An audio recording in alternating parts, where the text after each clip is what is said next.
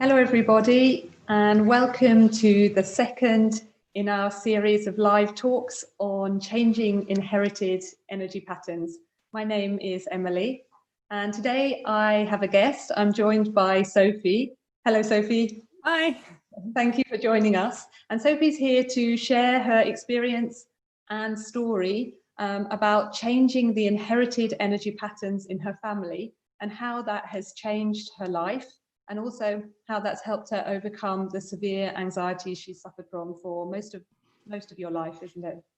Yeah, so we're going to hear from Sophie shortly, but for those of you who are joining for the first time, I'm going to explain a bit about healing inherited energy patterns. So we are all carrying patterns from the past. Our parents, our grandparents, our great-grandparents, great-great-grandparents, they've all had different lives, different memories, different experiences, different stories. Some of them have had trauma or anxiety or pain or fear or sadness or regrets. And also they've had a lot of love and happiness and friendship. And all those memories are passed down. They don't disappear. They're passed down through each generation, and then they become part of our life now. But in modern life, we are not aware of the influences from the past because our minds are so busy and our lives are so busy, and modern life is so intense, so that when something goes wrong or we face a difficulty or blockage, we're just looking at what's right in front of us. And it's very rare for people to consider what's the link to what's happened before. And I'm an energy practitioner, and I've been seeing clients for over 20 years. And especially the clients who I see who have chronic problems, or who have underlying health conditions that keep returning, or who have emotional patterns that no matter how much they work on them, they keep coming back again and again and interfering with the happiness in their life. And those with relationship issues, who have the same issues no matter what the relationship. And also there's many people who just experience just a little bit too much bad luck or blockages that they just can't clear. And for all those clients, I've seen that changing the past, changing the inherited patterns, has been such a shift for them. It's created a foundation on which they can rebuild their life. And of course, I think the same will be for Sophie's story, which we're going to hear shortly. But to explain a bit about energy, we have a body, mind, and spirit, and the three are connected. And in our body, we have a network of energy channels that allow energy to circulate, and we have to have enough energy, and energy has to flow well for us to feel well. At the same time, all the empty space around us is full of energy, and there's all the energy in the universe. So energy, or ki, exists as light and vibration. And the vibration moves everything in the universe. It's creating the seasons, the cycles of birth, aging, life and death cycles. And within our body, energy is supporting our circulation, our flow, for us to be healthy in body and mind, for us to be healthy and happy. So we have to have enough energy. And then in our life, our mind is the most powerful tool we have to change our body and change our spirit. So I think most of you will be quite aware of the power of the mind and how much it affects your body. And certainly, when you're happy, when you're calm, when you're positive, then your body is relaxed and you tend to feel healthy. At the same time, when you're going through repeated stress, or whether you're angry with someone and you feel all the tension building up in your body, and you know that over time that affects your well-being. And of course, the mind also affects the spirit. That's much less understood. Most of us aren't really that aware of our spirit on a day-to-day basis. But if you're kind, if you're compassionate, if you're loving, if you're giving, then you brighten your spirit and you brighten yourself. So the mind is changing our body and spirit on a daily basis, and of course over our lifetime. And we are talking about inherited energy patterns. So it's about what's happened to previous generations. So when you come to the end of your life, it's the point where your body and spirit start to separate. And energy never dies. So your body, which doesn't really belong to you, at the end of your life is recycled by the earth and by nature and returns to the earth. And our spirit, again, which we're not that aware of, should rejoin the light and energy in the universe. And then there's our mind. And we have built up these layers and layers and layers in our mind of different experiences, different memories, different emotions, like I explained before. So that doesn't disappear. And the mind and spirit after death are linked, which means that someone's life continues and their vibration and energy continues linked still to the people and places that they've left behind. So the emotions and the pain and the feelings and the memories of our grandparents and our great-grandparents and our great-great-grandparents, they never disappear. And a good analogy is going into an old building. Those of you who've been to an old house or live in an old house, you know the memory is in the walls and you can feel the energy of the place. And it's more so with people. We are just not aware of it. We are imprinted with the patterns of generation after generation of generation. And that's not always a bad thing. That can be a beautiful, good thing that's passed down, or the love and happiness, we're created by our parents' love, but we inherit everything. So healing and changing past patterns is one of the most important things for changing our life. So I think at that point, I can speak to Sophie and we can hear a bit about her story. So Sophie, why don't you tell us a little bit about how you came to the Energy Centre, what you were going through and what's brought you to us? Okay, I'll tell you my story in brief. I would say that I had anxiety ever since I was a child. I just it was the way I looked at the world, it was the way I walked through the world, was just a bit worried all the time. And I was very lucky that I had a very happy childhood and a very happy, comfortable life. But for some reason, I always felt, almost like there was a disaster around the corner and I was kind of anticipating that disaster. I was sort of holding on a little bit tight. I would even describe it as, I don't know if you know, on a roller coaster, the safety barrier. People tend to grip the safety barrier, even though it makes no difference. The safety barrier, it's a seatbelt. But anyway, I felt like I was walking through life holding on to the safety barrier for dear life, even though, as I say, nothing bad had ever happened to me. And that was just kind of my outlook on the world. So yeah, I was tense. I was quite stressed easily. And then in my 20s, I had a few kind of health issues. I had digestive issues, IBS, that kind of thing. And I just never had enough energy, really. I had chronic fatigue as well. I was really ambitious, really into my job. And so I'd work on a project and then collapse, and then work, and then collapse. And I never managed to find that kind of equilibrium and to get my anxiety under control and to be able to have a really, happy, fun kind of 20s as you're supposed to. And then in my early 30s, I unfortunately got a very serious illness, which is a blood disease, a little bit like leukemia, but it wasn't actually a cancer. It was its own thing, a very rare condition that 2 in a million people get. So the doctors don't really know what it is or what causes it, but they just described it as the body stops producing blood from one day to the next. So I had no blood. So for about 10 or 15 days, I didn't realize. I just got more and more tired. And then eventually I went to the doctor and said, I don't feel well. They did some tests and he sent me straight to A&E. He was in a real panic, actually. He looked white as a sheet. I had to reassure him that I would be fine. But it was a very long process then. It was about 2 years of illness and recovery. And I had to have blood transfusions twice a week or so to keep me going because I wasn't producing any blood. And then I had treatment in hospital, which was about 2.5 weeks. And I was hooked up to drips the whole time. And they gave me immunosuppressant drugs. So very kind of serious drugs to bring my immune system down as low as possible. The idea being that then magically the system starts up again and starts producing blood again. Again, it's quite mysterious. They don't really know how it works, but they know that it works 60% of the time. And I was lucky that I was one of the 60%. So I recovered, my blood stats went back to normal and I started producing blood again, which was great. And obviously there was this meeting with the doctor where they said, you know, you're in remission, you've got the all clear. And from then I thought, you know, my life's going to start back up again.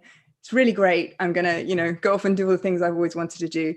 But instead I found actually that the anxiety I'd had before came back, but a lot worse. And I actually found I was having panic attacks every day, multiple times a day. I was really, really struggling in normal life and everyday life. I was triggered by really, really tiny things, would just set me off, and I would be panicked and anxious so much of the time. And I tried to go back to work, but I couldn't really manage it. I'd do a half day and then I'd come home and sleep and sort of collapse again. So I was in this sort of really tricky position where I couldn't start my life up again.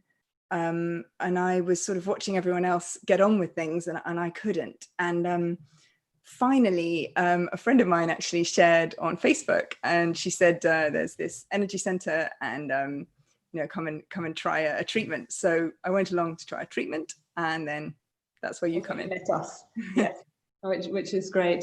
And anxiety is such a debilitating illness. I think a lot of people don't understand how debilitating it can be. And certainly with the clients that I've seen, I've actually been amazed by how many people who come, and of course there's an energy assessment and they fill in a form. I don't know exactly, but I would say over 90% actually tick anxiety. And out of those people, of course we're talking about inherited patterns. So many people tick or explain that they don't know where their anxieties come from. It's unexplained anxiety. Now, of course, with you, Sophie, you went through so much, and you've really been through such a difficult time. And so in some ways it's understandable that the anxiety came afterwards. But do you think the anxiety was always there? I mean, you said, yeah. Yeah. So I mean, I feel like I could be sitting here without the big dramatic illness in my 30s and still have the same story. It would just be maybe less exciting. But yeah, it's the same thing. I was anxious all the way through, from being a child through my 20s, struggled with low energy, low health. And then this was just sort of the icing on the cake, which I think triggered, it was like a sort of Incredible Hulk version of what was already there. You know, it wouldn't have come up if it wasn't already there, I don't think. No, I understand. And then you came to us for an energy treatment, and you must have been so run down after everything that you went through. I might just explain to everyone who's watching, the Energy Centre offers 3 different services. So there's energy treatments, which are a way for you to receive a boost of energy, which is so relevant in modern life because most people are quite run down and short of energy.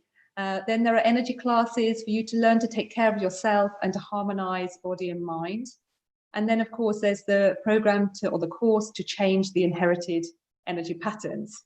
So you came for an energy treatment, first of all. What was your experience after the energy treatment? Oh, I really loved it. The practitioner, it was a really amazing experience, because the practitioner, he put his hands on my stomach and immediately I started to cry. And it was really good crying, you know, when you're sort of releasing and letting go. And I felt like I took a huge rucksack off my back and just dropped it there and never thought about it again since. It was like maybe the tears I didn't cry during the illness, or some of that trauma, some of that pain just released and went away. And it was great. So I left feeling so much lighter and just kind of relieved. Yeah. So how did you get from there? Because I hadn't met you at this point. How did you get from having an energy treatment to being interested in changing your family patterns? And how were the two linked? I think I just sort of, I had a few treatments. I really liked them. So I went back every week. I had maybe 3. And then I sort of said to the practitioner, you know, is there anything I can do to go deeper, to heal myself more deeply? Because I could feel it was really working, but I wanted more. And so then that was when they told me about healing the environment. And that's when we met. Yeah. And then that's when we talked about your family patterns. And I remember talking to you the first time, but when you heard about healing the patterns from the past and healing the energy history of your family, I mean, what in that resonated with you? I mean, how did that make you feel? Why did that feel important? Yeah, I mean, I would say everything in that resonated with me, because I'm Jewish, and you have to look very far back in my family to find pain and trauma. My grandparents and my great-grandparents' generation all were in the Holocaust, and some of them died in very difficult circumstances. So it didn't sort of shock me, the idea that my ancestors might have died in pain. I know they died in pain, and the idea that potentially I had inherited some of that pain. I'd sort of heard of that idea already through epigenetics. Yes.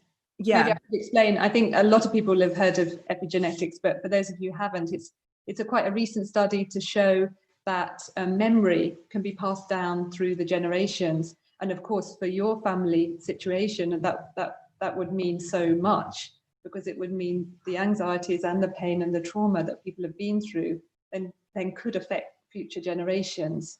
At the same time, I think in any family, even we don't necessarily know that much about the past, everybody's got all the different emotions that they're carrying in their life, and to think that that's imprinted in our body. I mean, how did that make you feel?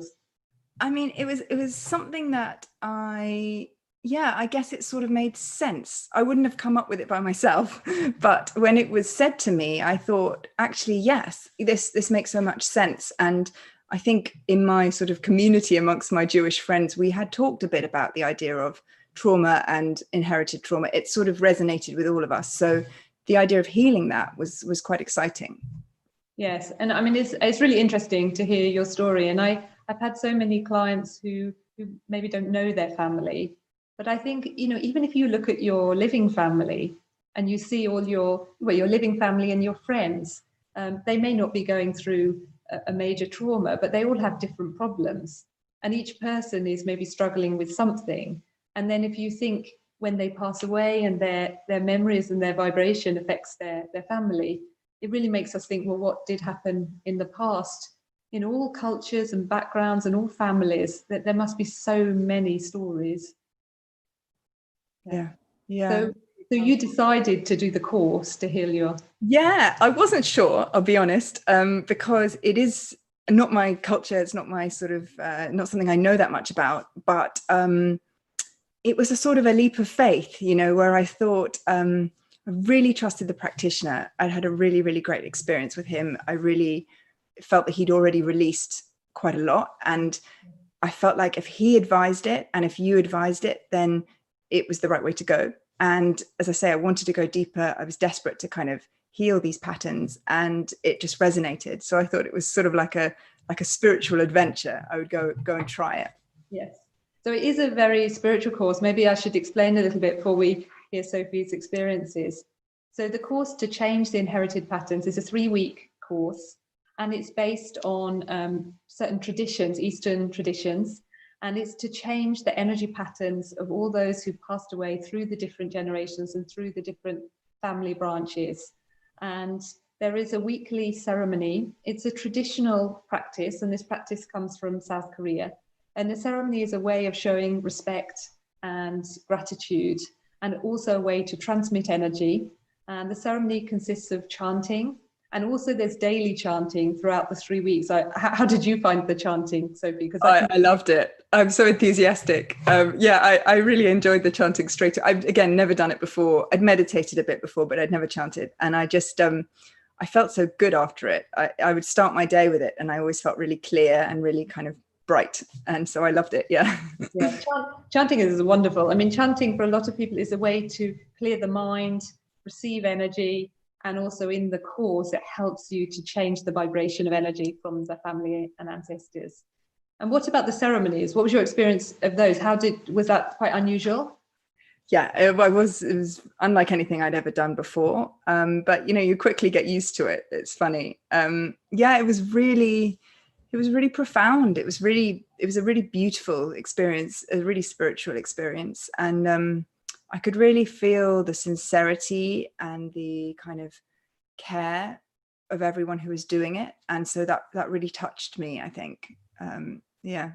And what about your anxiety? Did you feel, anxious? How did you feel during the ceremonies? Yeah, I think it was a bit of a roller coaster. I did feel heavy and a bit anxious during sort of the build up to the ceremonies. And then when the ceremony happened, each time I felt so light and so relieved. That similar feeling to after the treatment, actually, just like, oh, letting something go. So it was sort of like up and down. And then in the final ceremony, I felt euphoria. I felt so kind of happy and relieved. And actually, there's a photo of me and someone else. We don't know each other that well, but we were hugging like best friends, grinning. We were both so happy when we finished. Everyone will want to know, did the euphoria last? I can't promise it'll last forever. No, it didn't. I haven't felt euphoric every moment of every day since then. No, but it was really good at the time. And then, yeah, I felt happy since, but yeah, maybe not euphoric. What about your anxiety? Did you feel any change, when you finished the course? Yeah, that's why I'm here. Yeah, absolutely. It was kind of more profound than that. It was like, I felt like my inside of my head had been renovated. I felt like all the things, pardon? It sounds marvelous. Yeah, yeah, really nice. So I felt like, it was like a dusty old, I didn't know it, but it was like a dusty old secondhand shop with all these antiques in it. And they'd all been cleared out and it had been painted white. And it was just clear. And so, yeah, there were so many negative thoughts, actually, and negative kind of feelings, I guess, and patterns that I'd thought were mine, that I'd had my whole life and assumed were my opinions in some cases, judgments and things that actually just left and they've never come back. I'm going to ask you if they come back. They haven't come back at all. No, never. So there were sort of very specific things. So one was about guilt. I always felt that I was a bad person for some reason, and I wasn't particularly. And that has gone. This sort of unnecessary guilt when I haven't done anything. And I often had negative body image thoughts, kind of very intrusive, just in the middle of my day for no reason. I'd have these sort of intrusive thoughts like, you're fat, that kind of thing. And that's gone. Again, can't promise. Is it that's completely gone? Yeah, I mean, okay, occasionally I have a moment where I think negatively about my body. I'm not going to lie, but it isn't sort of subliminal. It isn't kind of intruding into my day in that way. It will just come up naturally. I'll look in the mirror and have a thought. It's very different. I mean, that's amazing. And I know from my personal experience of doing the course and of all the people I've met, that it is amazing to think that some of the patterns and thoughts and things that we go through that we just think is so much part of us and must have come from some kind of life experience, actually often it isn't. And I meet so many people who are working on themselves for 10 years, 15 years, 20 years, and they're stuck with the same patterns. And then you do a 3-week course, and something like that seems so much connected to you actually goes. So that's really amazing, I think, for people to hear. Yeah, I would say I'd worked on myself a lot too. I'd done loads of courses. I'd done therapy, osteopathy, seen a nutritionist, acupuncturist. I'd done loads of things over the years because I was desperate to kind of find something that would help me, even before the illness. So yeah, I'd worked on my patterns, but I had never got past them in this very simple way, like they're gone. It's very different from I'm working on my negative body image to I don't have that thought pattern anymore. It's very, very different. And so, of course, this talk is about anxiety, and I think so many people will be joining who are suffering from anxiety, and I think so many people do suffer from anxiety, and many people who don't mention it, that there's that feeling inside of insecurity or anxiety or fear. So what did you feel? How did that shift? And how are you now with that? I think that's what. Yeah, I think, again, it's like a fundamental sort of overhaul. It's like anxiety was the background of my mind at all times. And this is maybe an extreme analogy, but it's almost like I felt like I was in a war zone. I felt like I was unsafe, even though, as I say, I was always safe. I felt in my normal life on a day-to-day basis unsafe. And then that has completely gone. So it doesn't mean I don't get anxious if something bad happens or if I'm worried about work or whatever. Of course I get anxious, but again, a bit like with the body image thing, it's connected to an experience or something I'm going through rather than it's the underlying kind of fabric of my life, So it's a very profound shift. And do you feel that has been as a result of the Ancestor Healing course, or do you think it would have happened naturally anyway as you got better? No, as I say, I tried so many things before. I'm sure I could have got to a slightly better place than the extreme, panic attacks and anxiety. Probably, a year later or a year and a half later, I'm sure I would have been slightly better because, just the fading of the experience and all of that. But I had tried so many things and none of them had worked, or they'd worked a little bit. And, the practitioners were very nice, but it hadn't really. And you had anxiety beforehand, didn't you? You'd had anxiety as a child. Yeah, it's just how I saw the world, was things aren't very safe and I'm going to try and make the best of it, but I'm a bit scared was sort of my foundation for my life. So that shift, I can't think of any other way. You can sort of talk yourself out of it. That's what I tried to do with therapy and with different things. You can understand it and you can give it love and you can talk about it. But unless you do, I mean, for me, this is the only thing I've ever done that has actually just removed it. It's a very fundamental difference. I really didn't expect it, to be honest, from the course. I don't know what I expected going into it. What does that make you think? Because of course it must change. I don't know if it's changed your philosophy on life completely, but when you think that those feelings and those emotions may never have been yours and may have been from your great-grandmother or your great-great-grandfather or someone that you'd never met. I mean, was that, in a way, it's a worrying feeling, how connected we are. At the same time, it's quite beautiful. And yeah, I think it's quite moving because when I first started the course, I don't know if you've said about food, but I'll just mention the food. Yeah, mention the food. Okay, I'll say one thing about food because my family's very into food. So one of the things maybe I should explain the food. Yeah, maybe explain. Yeah. Ceremony. You may have seen in Asia when someone passes away, they will prepare and offer food, sometimes on the grave, or they will have a ceremony where they prepare beautiful food, pile it up, make a bow. It's a ritual and a sincere way of offering gratitude and respect. And it used to be part of many cultures, but for the ceremonies, we often prepare food that the ancestors would have known or recognized. So I think you did some of the cooking. Not everyone has to, but you did do some of the cooking for your ceremonies, didn't you? Yeah, I was very brave because I'm not a very good cook, but I thought it would be part of the experience. So I went for it, even though I didn't have to. Yes, I made food for the ceremonies. And I actually had a very profound experience, which was that both of my grandmas passed away during the time I was doing Ancestor Healing. So I was actually able to do Ancestor Healing for them. They were both in their 90s and they were the two Holocaust survivor grannies and they were amazing, lived amazing lives. And so they passed away and I then made food for my grandmas that was the food that they had taught me how to cook. So I made one of them schnitzel and what she called knedlach, which are kind of dumplings, and chicken soup and meatballs and all the things, a special cake she used to make that had a hole in the middle. So I was able to make a marble cake. I was able to make all these foods for her. And I found that was so beautiful, especially because I knew she was hungry when she passed away. So what an amazing thing to think, if you can have your ancestors over for dinner and you can give them, this small token compared to what they've given us. I felt so touched by that. So yeah, as you say, it's a fundamental mindset shift, but it's also very beautiful.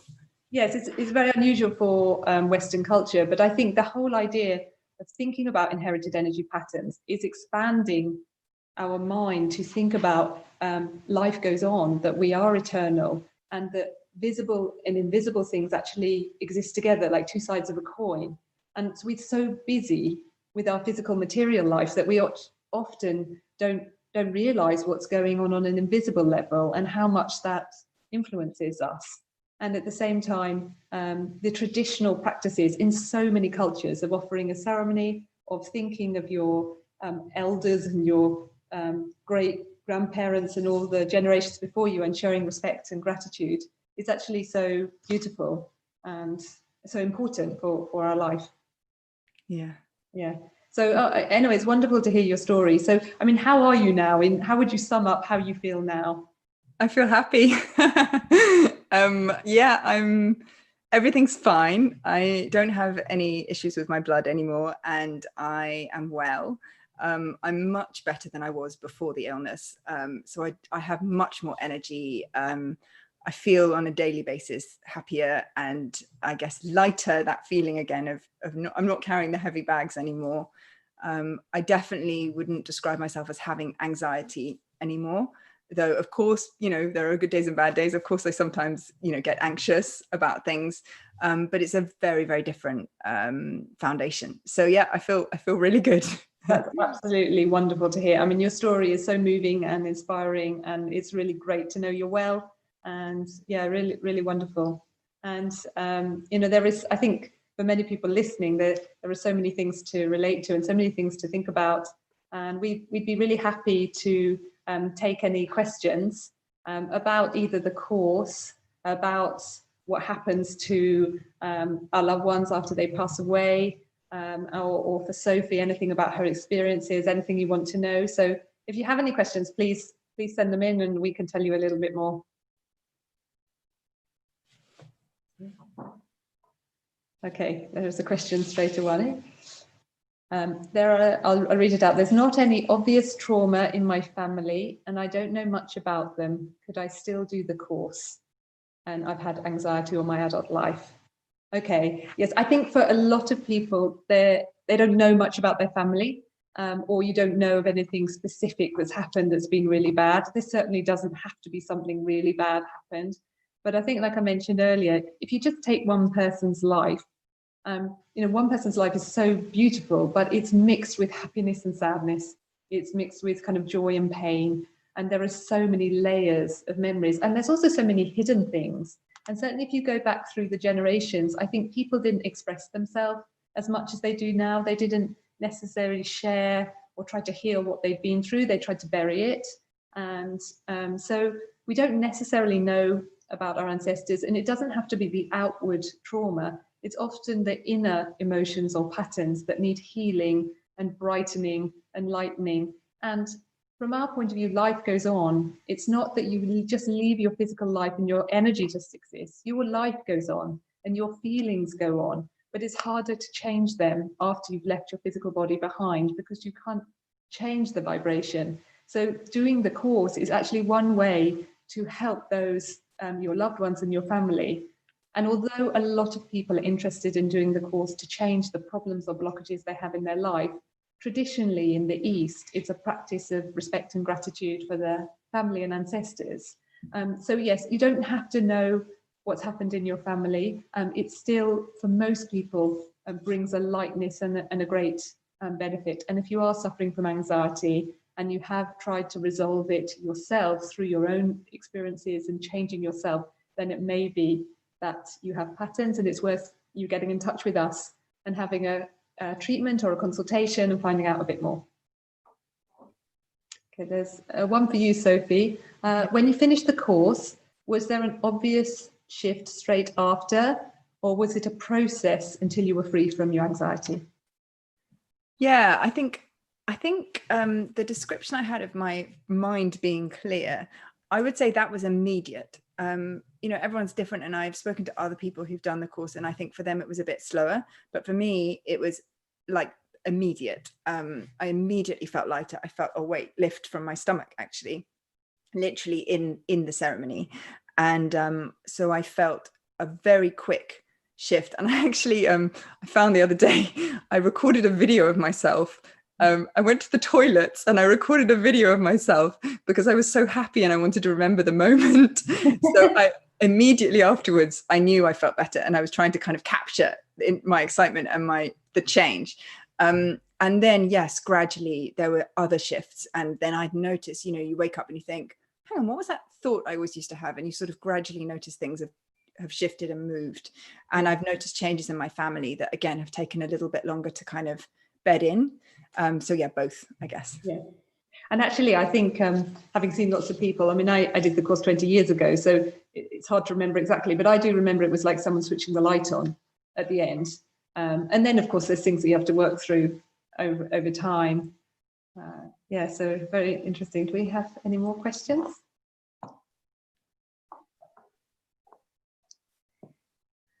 So someone's asked, is there anyone that has done the course and it hasn't worked for them?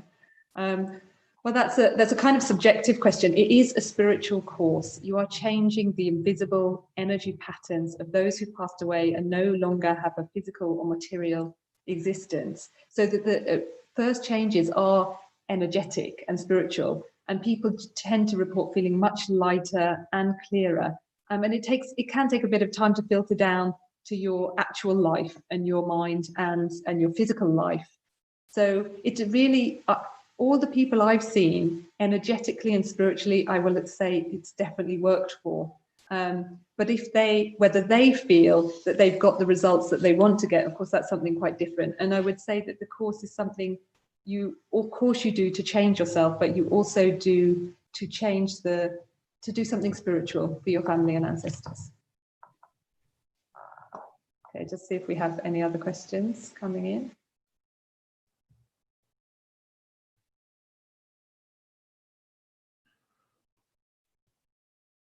One more coming. Sophie, how do you know that this is the thing that worked for you when you had tried so many things? Okay, I guess because I did all the different things, chronologically one after another. So I wasn't doing loads of things at the same time. So if I'd have done therapy and this and something else, then yeah, I wouldn't have known. But I hadn't, as soon as I found this and had the treatment, I thought, wow, this is great. I stopped everything else I had been doing.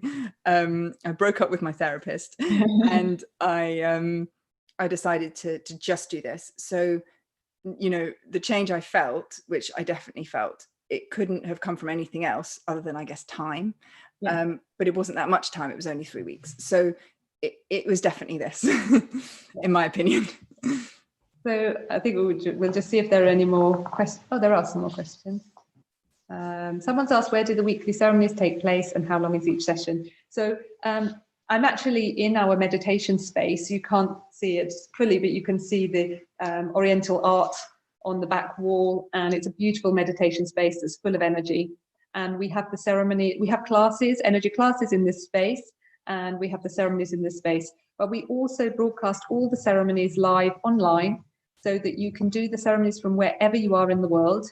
And because we're dealing with energy, you really don't have to be here for the course to be effective, because energy works beyond time and space. And of course, when you're talking about the ancestors and energy patterns, that's beyond time and space. So you can come to one of our centres. We have centres all over the world. If you are joining from London, we are near Oxford Circus. We have other centres throughout the UK and across Europe and America and other places. But as I say, you can join online for the ceremonies wherever you are. So someone has asked, how does this correlate with clearing one's own karma? Yeah, I haven't used the word karma much, but of course that's fundamental to the practice.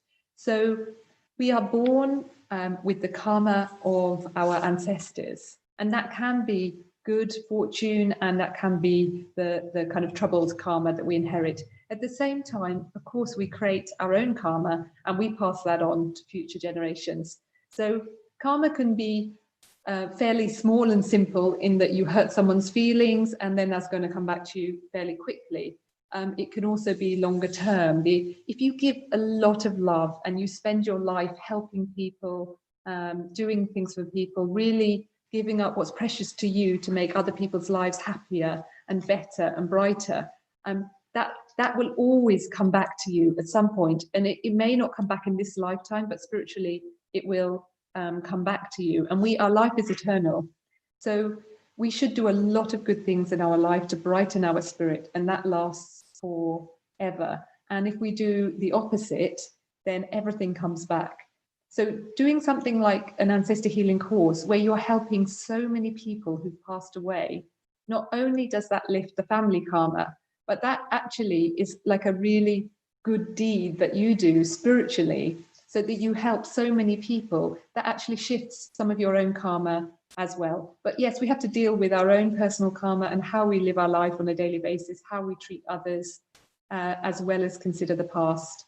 But what I would say, you are one person and you are carrying the patterns of generations. And from my experience, It's like the hidden root of the tree. The ancestors' karma is all the nutrition that supports your life and your future and your next generation. So we need to deal with our own karma, but it's hard to know what is your own until you clear all the generations going back. I hope that answers your question. What I would actually, one more thing I would say spiritually is we do need to change the past, but our life is a practice to brighten our spirit, and one way is through the course of ancestor healing. So someone asks, can ancestor healing help my siblings? Yes, of course. When I did the ancestor healing course, then of course that works in exactly the same way for my sister, or if you have brothers or sisters, you have exactly the same ancestors. But if your brothers or sisters are married, then they would also be influenced by the energy patterns from their partner, because once you're with someone, then there's a connection.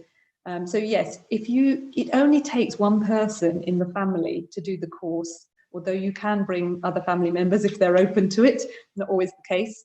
But one family member can change the patterns for so many living family members as well. But of course, you can be influenced by different relationships. So step parents, adoptions, marriages, there are different branches for different people.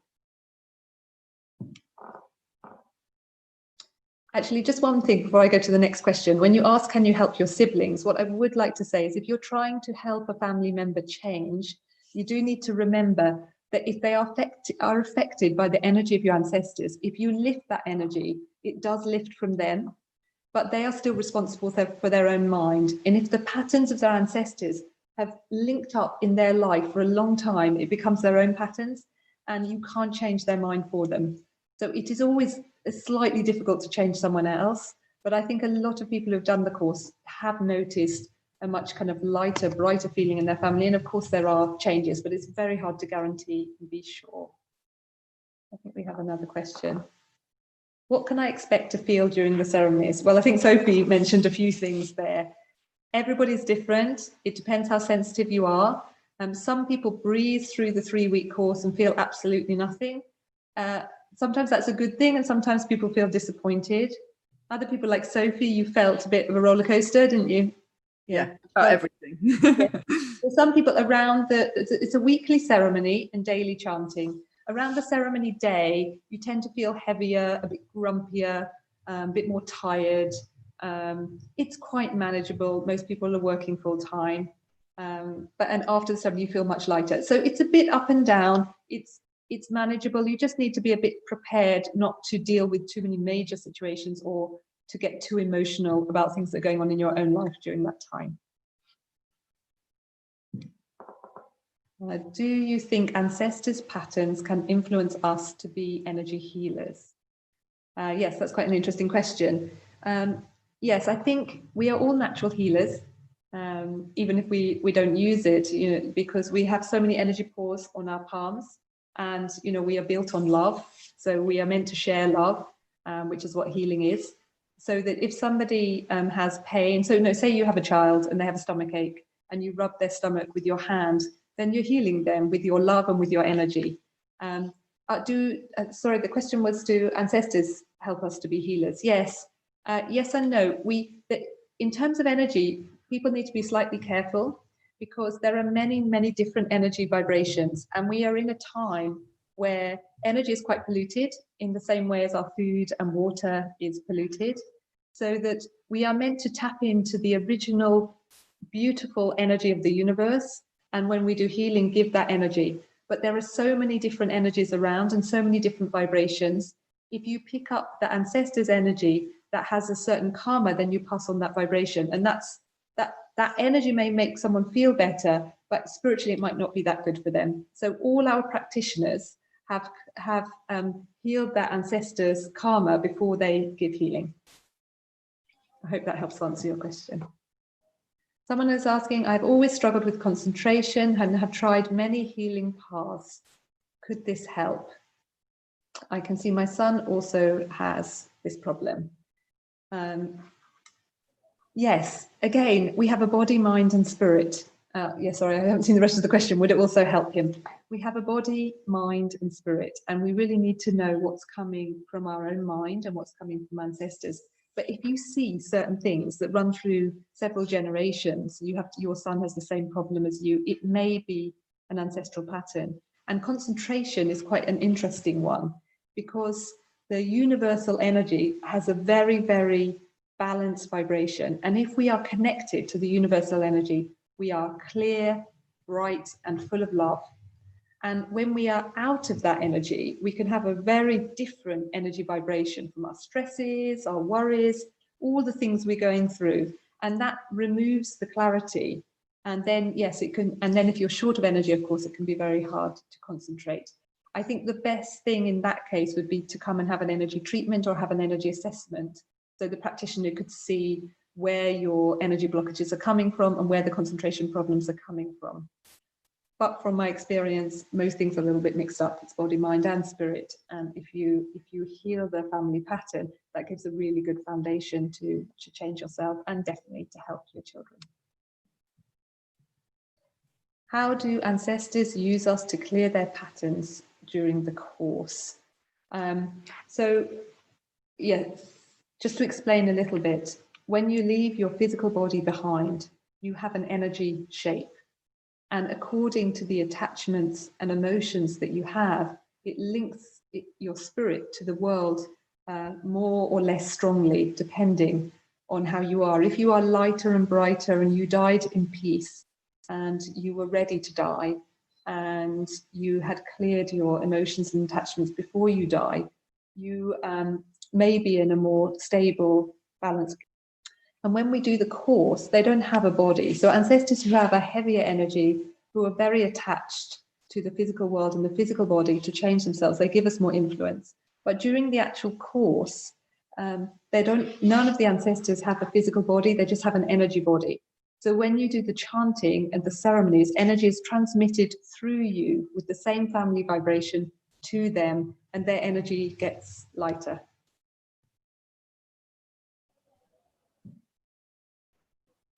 Okay, I think that's all the questions that we have now. So really thank you for joining, and really thank you so much, Sophie, for sharing your story, because it's been really inspiring and helpful for so many people. And I would just like to mention that you can book a free consultation or chat with one of our practitioners to just see what's the best way for you to get some help, or whether in what's the best direction for you. So please do have a look at the page that you're on and book a consultation and come and see us. Thank you very much, Sophie. Thank you so much. Thanks for having me.